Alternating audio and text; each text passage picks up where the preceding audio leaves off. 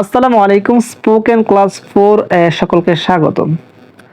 আজকের এই সেশনে আমরা স্পোকেন ইংলিশে বহুল ব্যবহৃত মডেল ফ্রেজ হ্যাভ টু এবং হ্যাজ টুর ব্যবহার সম্পর্কে জানার চেষ্টা করব। কোনো কিছু করতে হবে এরূপ বোঝাতে আমরা সেন্টেন্সে সাধারণত হ্যাভ টু এবং হ্যাজ টু ব্যবহার করে থাকি, রাইট? সো এর জন্য আমাদের যে স্ট্রাকচারটি ফলো করতে হবে সেটি হচ্ছে সাবজেক্ট প্লাস হ্যাভ টু অথবা has to plus main verb V one plus extension. তবে তার আগে আমাদের বুঝতে হবে কোন ধরনের সাবজেক্টের সাথে হ্যাভ টু এবং কোন ধরনের সাবজেক্টের সাথে হ্যাজ টু ব্যবহার করতে হবে। আমরা জানি সকল থার্ড পারসন সিঙ্গুলার নাম্বার তথা হি, শি, ইট এবং যে কোনো নামের ক্ষেত্রে আমরা হ্যাজ টু ইউজ করব, বাকি সব ক্ষেত্রে আমরা হ্যাভ টু ইউজ করব। চলুন কিছু উদাহরণ দেখে নিই। আমার বাজারে যেতে হবে, I have to go to market.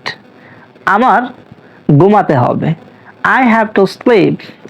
আমার একটা চাকরি পেতে হবে, I have to get a job. আমার তাকে বোঝাতে হবে, I have to convince him. আমাদের মা বাবাকে মান্য করতে হবে, we have to obey our parents. আমাদের শিক্ষকদের সম্মান করতে হবে, we have to respect our teacher. আমাদের 5 ওয়াক্ত নামাজ পড়তে হবে, we have to pray 5 times a day. আমাদেরকে গরিবদেরকে সাহায্য করতে হবে, we have to help the poor people. আমাদের ইংরেজি শিখতে হবে, we have to learn English. এভাবে কিন্তু আমরা সেন্টেন্সের সাবজেক্ট এবং মেইন ভার্ব চেঞ্জ করে আমরা নতুন নতুন সেন্টেন্স প্রডিউস করতে পারি। So thank you, bye by.